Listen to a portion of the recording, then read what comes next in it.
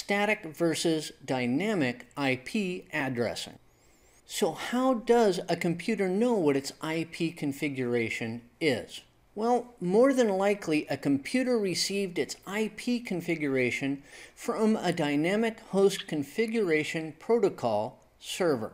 Not only did the server give the PC an IP address, but it also told the PC where the default gateway was, and more than likely, how to find a DNS server. A computer will receive its IP configuration in one of two ways, either statically, which means manually set, or dynamically, which means through a service like DHCP. Static IP address assignment works fine for very small and stable networks, but quickly becomes unwieldy and error-prone as the network grows and more nodes come onto the network. So let's talk a little bit more about static IP addressing.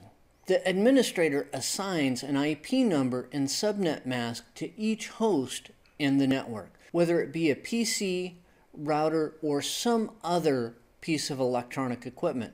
Each network interface that is going to be available to connect to the network requires this information. The administrator also assigns a default gateway location and DNS server location to each host in the network. Now, these settings are required if access to outside networks is going to be allowed. That would be through the default gateway, and if human-friendly naming conventions are going to be allowed. And that way you can more easily find network resources, and that would be through a DNS server. Now, each time a change is made, as in a new default gateway is established, each IP configuration on each host must be updated. That's why it becomes rather cumbersome and complicated as the network grows. Now, with dynamic IP addressing, the administrator configures a DHCP server to handle the assignment process, which actually automates the process and eases management. The DHCP server listens on a specific port for IP information requests. Once it receives a request, the DHCP server responds with the required information. Now let's move on to how DHCP works. Here is the typical DHCP process. Upon boot up, a PC that is configured to request an IP configuration sends a DHCP discovery packet. Now, the discovery packet is sent to the broadcast address 255.255.255.255 on UDP port 67. The DHCP server is listening to that port. It's listening for that discovery packet. When the DHCP server receives the discovery packet, it responds with an offer packet, basically saying, hey, I'm here to help. Now, the offer packet is sent back to the MAC address of the computer requesting help, and it's sent on port 68. Once the computer receives that offer packet from the DHCP server, if it's going to use that DHCP server, it returns a request packet.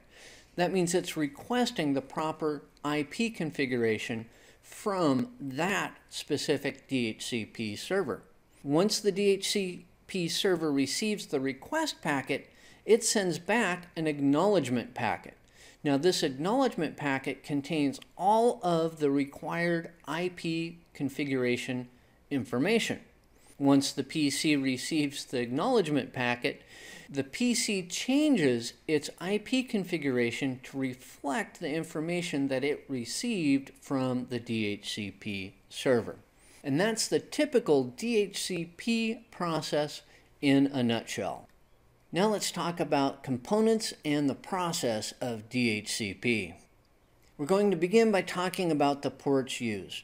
Now, I already mentioned this once, but I'm going to mention it again because you need to know this. The PC sends its discovery packet out on the broadcast address 255.255.255.255 on port 67. That's UDP port 67. When the DHCP server responds, it responds to the PC's MAC address, Media Access Control address, on UDP port 68. That's important to remember. The PC uses UDP port 67. The DHCP server responds on UDP port 68. Then there's the address scope. The address scope is the IP address range that the administrator configures on the DHCP server. It is the range of addresses that the DHCP server can hand out to individual nodes. There's also what are called address reservations. Now these are administrator configured reserved IP addresses. The administrator reserves specific IP addresses to be handed out to specific MAC addresses. Now, these are used for devices that should always have the same IP address, as in servers and routers. If you didn't do that, there is the possibility that your default gateway's IP address might change. Now, the reason we use address reservation is this allows these addresses to be changed from a central location instead of having to log into each device and change the IP configuration separately. Now, part of the DHCP process are what are called leases. The DHCP server hands out that IP configuration information, but it sets a time limit for how long that IP configuration is good. This is called the lease. So the parameters are only good for a specified amount of time. Now, the administrator can configure how long the leases are. There are also options that the administrator can configure. The first one that's pretty obvious is the default gateway location. There's also the DNS server address, and the administrator can configure more than one DNS server location. An administrator can also configure an option for the PC to synchronize with a time server, so the administrator can configure a time server address. There are many more additional options, but those are the big three that you should remember.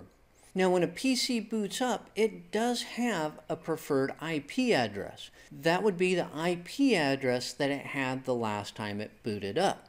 Now, it can request that same IP configuration from the DHCP server. Now, the administrator can configure the DHCP server to either honor that preference or to ignore it.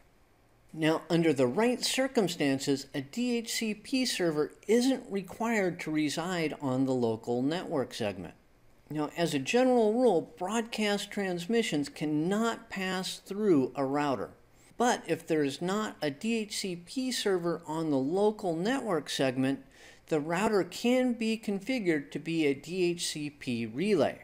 When a DHCP relay, also called an IP helper, receives a discovery packet from a node, it will forward that packet to the network segment on which the DHCP server resides. This allows for there to be fewer configured DHCP servers in any given network, reducing the amount of maintenance that an administrator needs to perform. We're going to begin this session with a talk about DNS servers. Now, DNS is the process that maps human-friendly names, as in www.google.com, to their appropriate IP addresses. Without DNS, we would have to memorize all of the IP addresses that we wished to visit. Now, DNS stands for Domain Name System, and it's very structured in nature.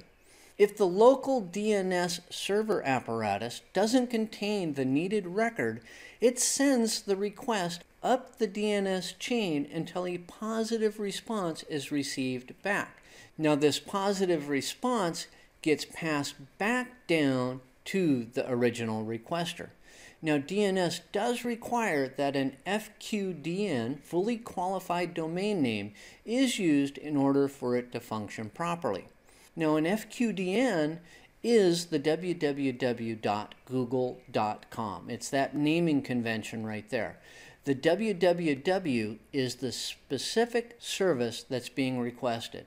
The Google portion is the local domain that contains the specific service, and the com is the top level that contains the Google that contains the specific service. That is an FQDN. Now that we've got that covered, let's talk about the different levels of DNS servers. First off, there can be a local DNS server.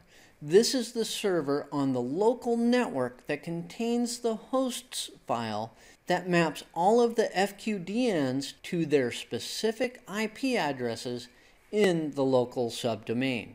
It may be present or it may not be present. Then there are top-level domain servers, the TLD server. Now these are the servers that contain the records for the top-level domains. Examples of top-level domains are .com, .org, .net, .edu, so on and so forth. Now each of these servers contains all of their information for their respective domains, kind of. And what do I mean by kind of? Well, the TLD servers do delegate down to second-level servers their information. They do that to ease the load so that the TLD server is not overloaded. But the TLD server is the server that is responsible for maintaining the record. Then there's the root server. This is the server that contains all of the records for the TLD servers. So if you're looking for a TLD that is kind of unknown, you will actually go to the root server, which will then pass you onto the appropriate TLD. Then there are authoritative servers and non-authoritative servers. An authoritative DNS server is one that responds to a request, and that authoritative server has been specifically configured to contain the requested information. An authoritative response comes from a DNS server that actually holds the original record. So an authoritative response comes from the name server that's been specifically configured to contain that record. Then there are non-authoritative DNS servers. Now, a non-authoritative DNS server is one that responds to a request with DNS information that it received from another DNS server.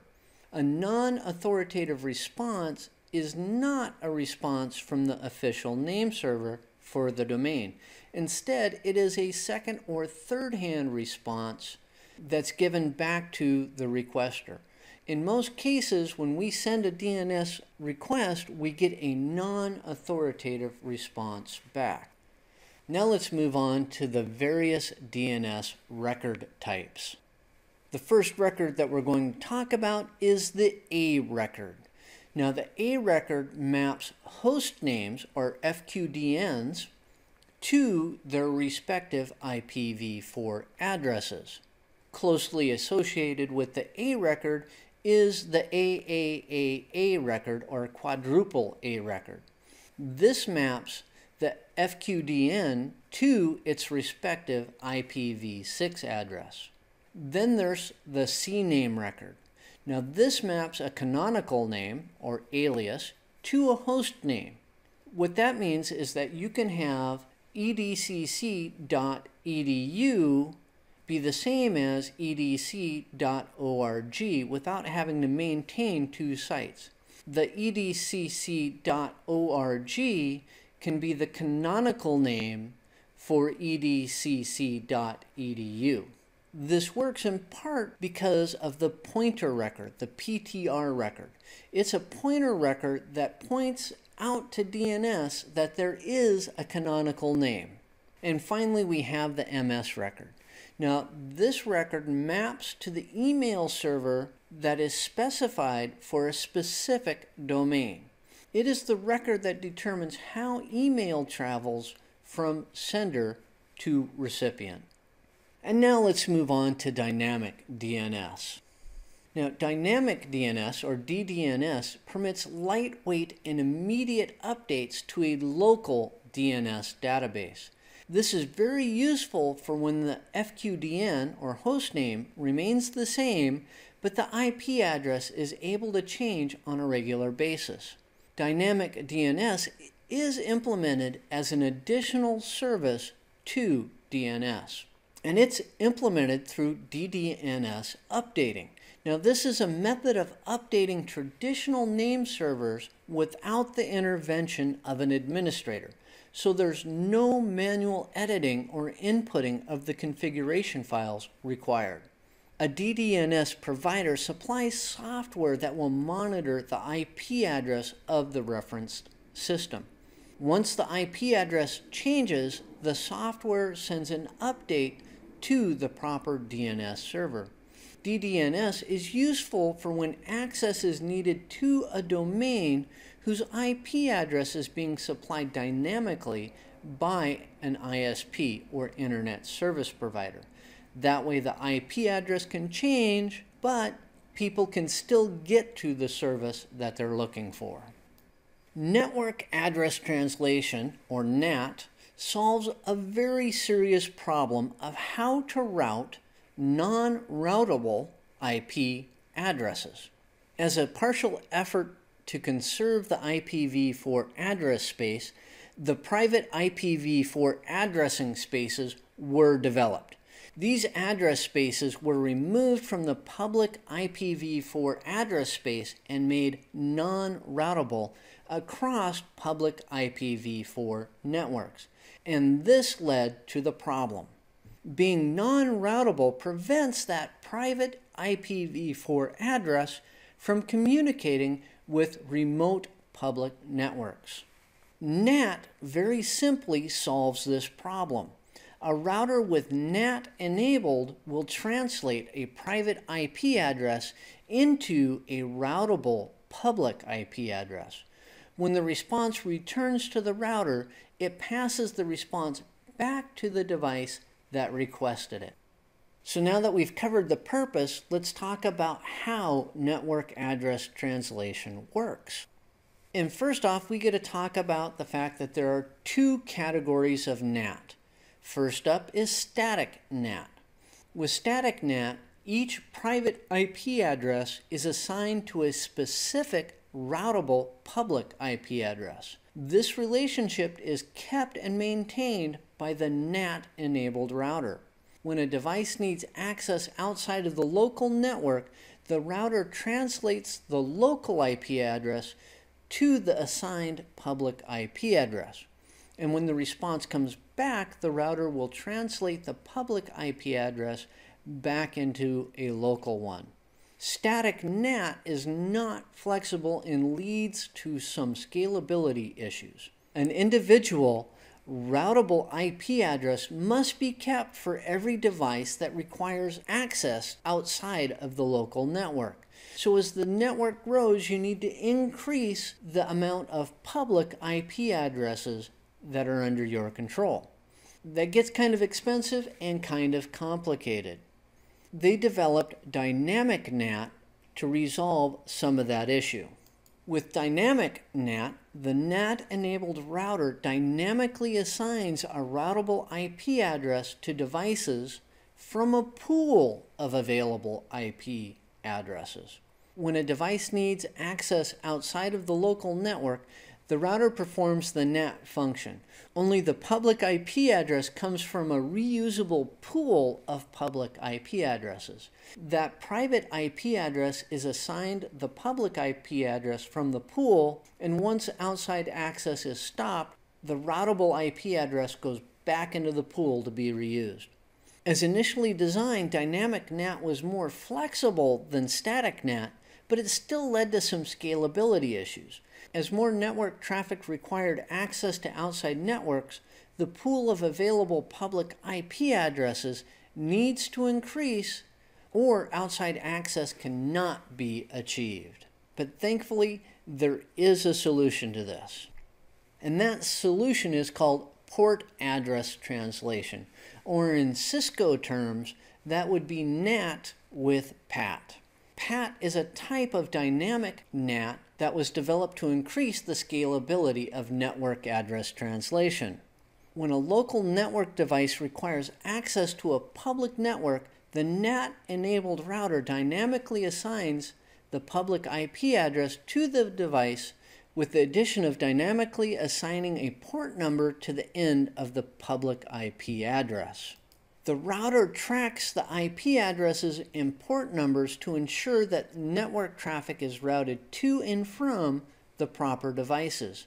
PAT still requires a pool of public IP addresses, but the pool may only contain one public IP address, or it may contain several for a large private network. This is the preferred method of implementing network address translation for two reasons. First off, there's less public IP addresses that are required, and it makes it easier for an administrator to maintain. Now let's talk about NAT terminology, specifically about the types of addresses. And we begin with the inside local address, which is a private IP address on the local network. It is the private IP address assigned to a specific device. Then there's the inside global address, a public address referencing an inside device. The inside global address is the public IP address assigned to the inside device by the NAT-enabled router, allowing access outside of the network. Then there's the outside global address, which is a public IP address referencing an outside device. It is the public IP address assigned to a device outside of the local network.